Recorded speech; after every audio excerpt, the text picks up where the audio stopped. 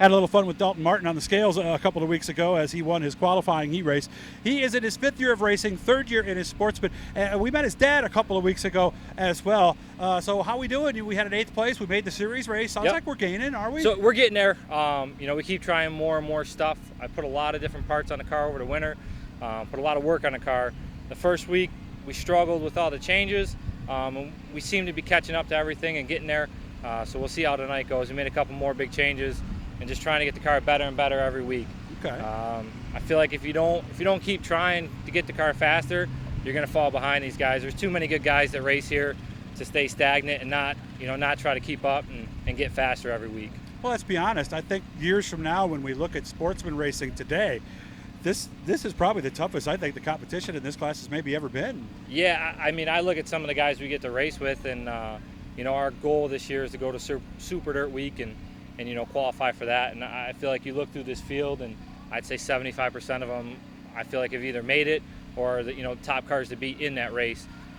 So I feel it's the strongest field to race against weekly, and we're only going to get better racing against these guys. And of course, I think too, when you look at the field, there's a lot of guys with sportsman ability, maybe just not sportsman wallets or modified wallets to go with it, right? Right, exactly.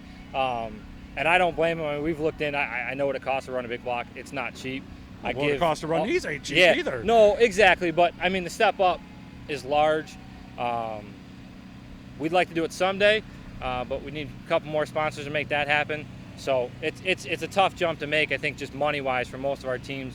And we know how much it costs to run these cars competitively. So it's tough for a lot of guys. Well, and experience-wise too. I mean, how's a guy like you with 5 years of total racing going to race against Pat Ward and and Justin Hares and people like that? Right. I mean, it's not going to happen, right? It's fun. We actually ran our crate car in the Big Block Series last year. Did you? And I mean, we had no shot against anyone. We knew that, but we were just trying to get some laps on a different setup before the end of the year.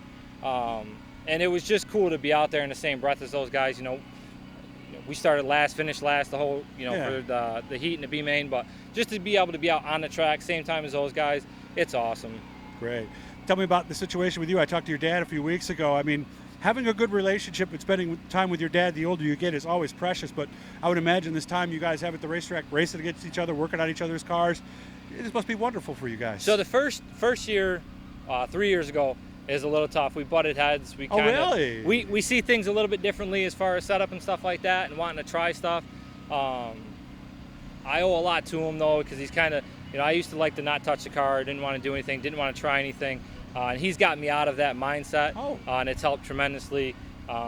He cares more about working on my car. He'll give me any part off his car. That. Yeah. Just if I need his car, we needed it. He's your dad, right? 3 years ago. That for my kid, right? Right. We needed it 3 years ago for a race, so he didn't race, so I could race it for points, for grit. So it's our relationship, at the track has gotten so much better over the years, and it's awesome to have him here because I know if I need something, if I need a part, need help, he'll drop whatever he's doing on his car to focus on mine. Have we ever had some contact on the racetrack? The first night we raced together, we put brand new bars. It was my first Sportsman. I spun out in the last lap, so we had one to go.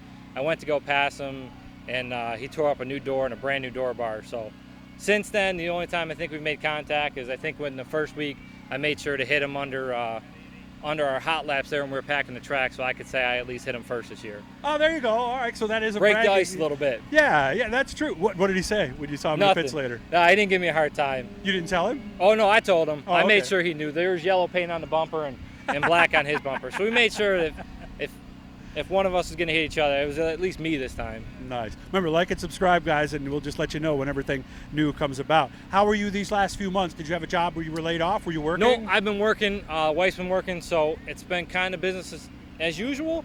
We were a little bit slower at work, but it wasn't bad.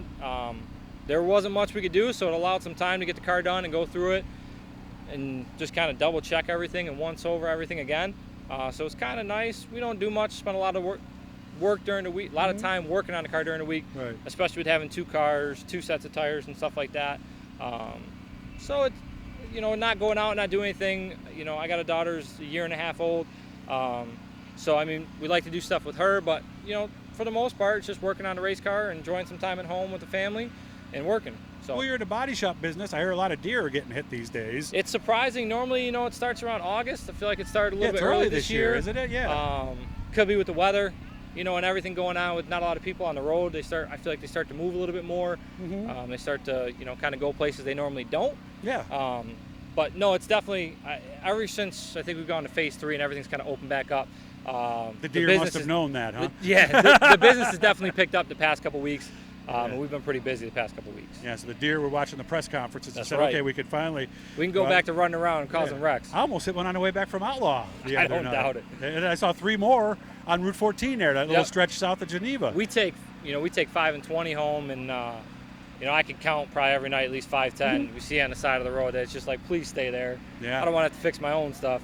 And everybody tells me if you see them in the headlights, you can't stop in time, so you got to dodge them. Is the old rule, right? Yeah, I mean, the best thing is, you know, try not to miss them. We see people try to swerve deer and, you know, put it in a ditch or put it into a tree or a telephone pole. We've had a couple of those. So, you know, unfortunately, if you're going to hit it, you're going to hit it. Just, you know, that's what we got insurance for, and cars are replaceable. You're not. Of course, not all insurance coverages cover that. As long as you right? have like collision and comprehensive, you're good. That will. Right. Okay. Yep. That's the difference. Yep. Okay. All right. Well, good to see you, but good to meet you. And we'll have the Roadhouse reference next time we do that. So what I said was, I said the name is Dalton. You said you've been living with that your whole life, pretty much, my whole life.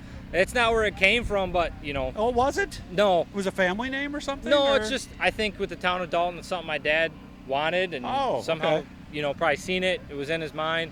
But I've grown up with the Roadhouse reference and just learned to embrace it and get used to it. So people think you can fight and do all that kind of stuff, right? Yeah. Some kind of Zen philosophist fighter guy, right? Which couldn't be farther from the truth, huh? No, not much. There's times where I get a little bit heated, but that's not my style. I'm not much of a fighter. Okay. Well, remember, you're the one who's going to let us know when it's time to not be nice, right? Right. So good to see you, Dalton. Hope you have fun tonight. Thanks, man. Appreciate it. Remember, like, subscribe, guys. Next time you watch Roadhouse, think of this guy right here. He's in it, okay?